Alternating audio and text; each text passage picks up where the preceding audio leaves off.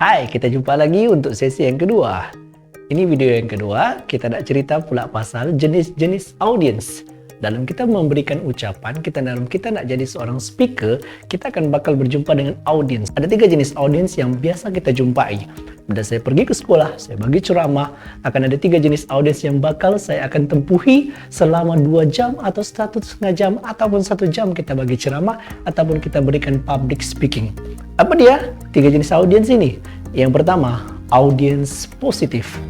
Audience positif.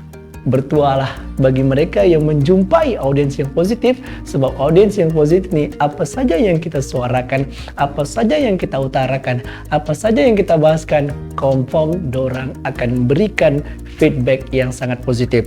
Dan bagi kita seorang speaker, feedback positif itu yang paling kita perlukan. Semakin banyak feedback positif yang kita dapat, semakin banyak idea yang bakal keluar daripada minda kita. Sebab kenapa?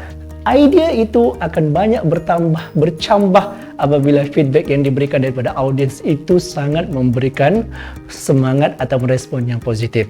Itu yang paling penting. Bertuah kalau dapat audiens yang positif.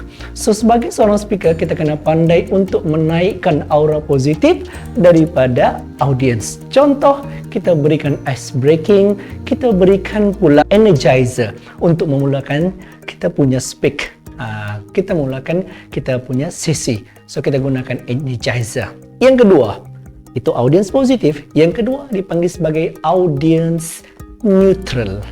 Audience neutral ni audience yang biasa saja, tidak ada perasaan, dia tidak juga mengganggu, dia tidak terlampau bersemangat, tapi dia just datang dan melihat kita dengan pandangan yang sangat mendatar.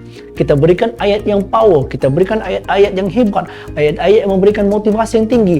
Perasaannya macam tu saja, macam tu saja. Kita tidak tahu apa sebabnya. Mungkin ada yang datang untuk ke sesi kita dalam keadaan terpaksa. Ada yang datang mungkin disebabkan arahan. Ada yang datang mungkin disebabkan itu adalah timetable yang mereka telah diberikan. So, mereka kena ikut. So, ini audience neutral. Dia tidak mengganggu kita. Cuma reaksinya tidak nampak pada memek mukanya, pada wajahnya.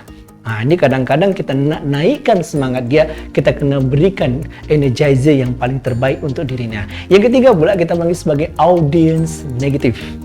Audience negatif. Apa ni audience negatif?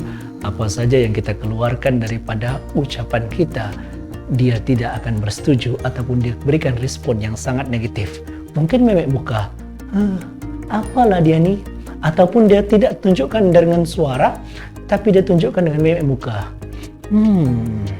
Macam tak percaya, ataupun apa saja reaksi negatif yang telah diberikan. Dan percayalah, kita sebagai speaker akan terganggu dengan reaksi-reaksi begini. Apa saja yang kita telah susunkan dalam minda kita, dalam rangka ucapan kita, tiba-tiba diberikan reaksi negatif. Ini adalah cabaran yang paling besar untuk speaker. Dia akan mula terhakis, ide itu terhakis, dan makin lama kita akan kekurangan idea. Sebab itulah awal-awal nak berikan ucapan, nak mulakan sesi, kena berikan energizer agar ketiga-tiga audiens ini dapat menerima apa yang input yang bakal kita berikan dalam masa 1 jam. Terima kasih. Untuk itu, 3 jenis audiens, positif, neutral, dan negatif. Sehingga berjumpa lagi untuk di sesi video akan datang. Terima kasih.